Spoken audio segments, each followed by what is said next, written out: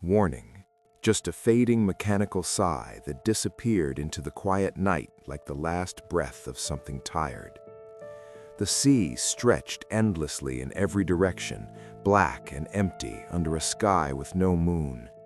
Three men stood on the small wooden deck, staring into the darkness, each one pretending not to feel the same slow thought rising in his mind. Something here was wrong. The air itself felt heavy, as if the ocean were holding its breath. They had sailed these waters many times before. Fishermen are not easily frightened. The ocean can be cruel, but it is usually honest. When a storm approaches, the clouds gather first. When danger rises, the wind begins to whisper across the waves. But tonight, the wind had disappeared. The sea moved slowly and carefully, like a giant creature trying not to wake something sleeping beneath the surface. The youngest of the three men was named Kareem. His hands still carried the softness of youth, though the salt of the sea had already begun to claim them. He stood near the edge of the boat, watching the horizon, as if expecting a distant light to appear somewhere in the darkness. Behind him, the oldest fisherman sat quietly beside a thick coil of rope. His eyes were half closed, and his weathered face held the calm silence of a man who had seen too many difficult days to panic easily. After a long moment, Kareem finally spoke. "Do you feel it?" he asked softly. At first, no one answered. The question itself felt dangerous, like opening a door that might lead somewhere no one wanted to go. The second fisherman, a broad-shouldered man named Samir, let out a short laugh, but there was no joy in the sound. "It is only the sea," he said. "The sea likes to remind us who is stronger." But the old fisherman slowly opened his eyes and looked toward the dark horizon. "No," he said quietly. "This place is different."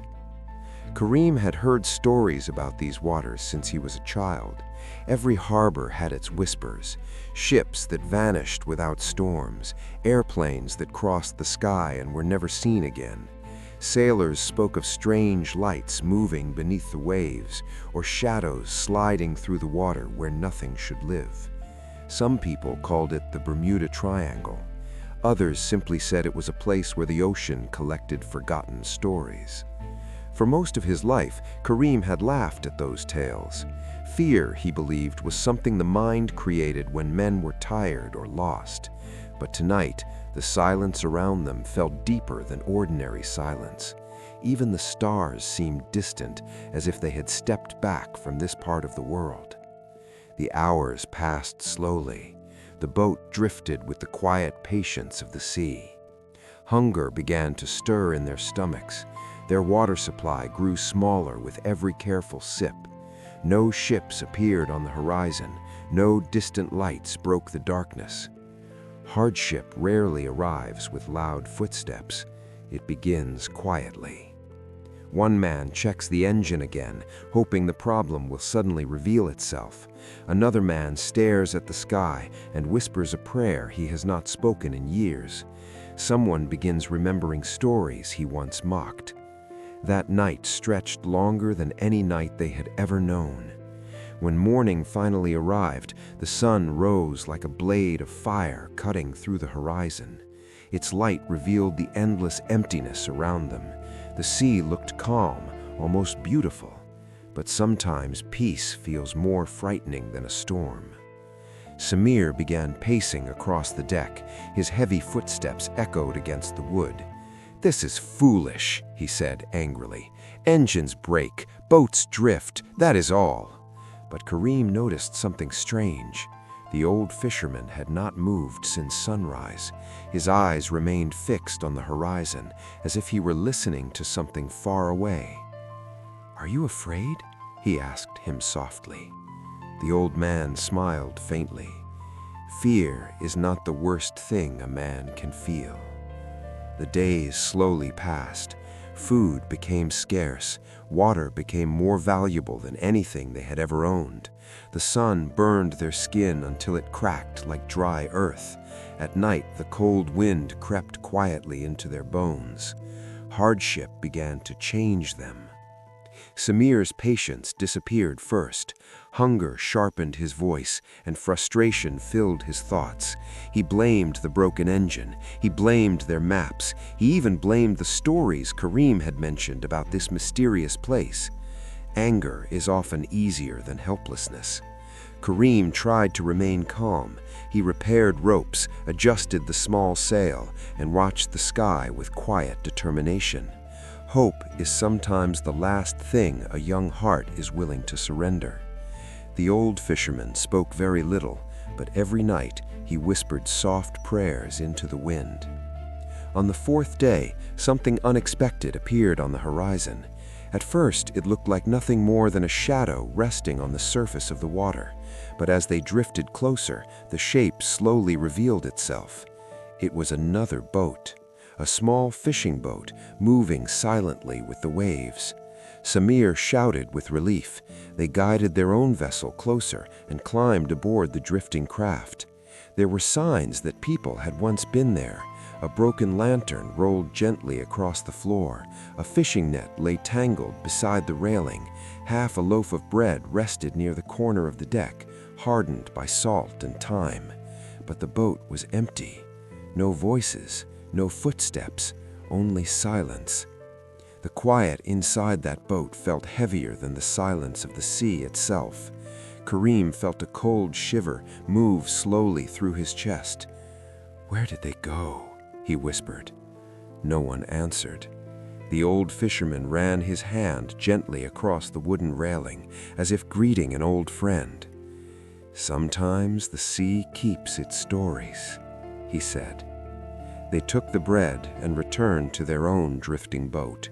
Hunger made the decision simple. Survival often forces people to make choices that would feel strange in calmer times. That night, Karim could not sleep. He kept imagining the missing fishermen. Had they jumped into the sea? Had they lost hope? Had they simply vanished, like the stories said? For the first time in his life, he understood how fragile certainty could be. By the sixth day, Samir had changed completely.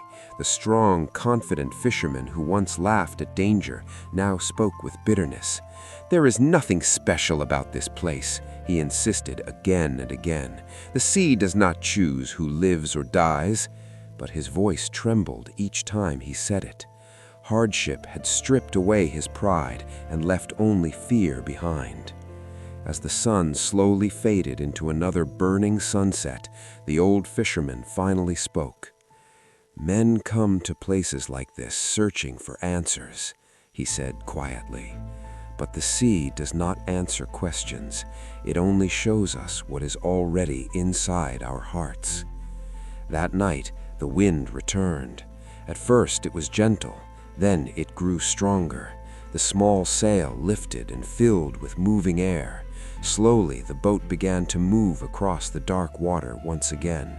No strange lights appeared beneath the waves. No invisible force rose from the sea.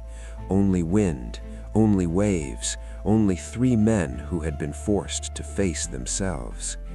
Days later, they finally reached land. The village welcomed them with astonishment and relief. People gathered quickly to hear their story. They expected terrifying tales of monsters, mysteries, and impossible sights. But the three fishermen told a different story.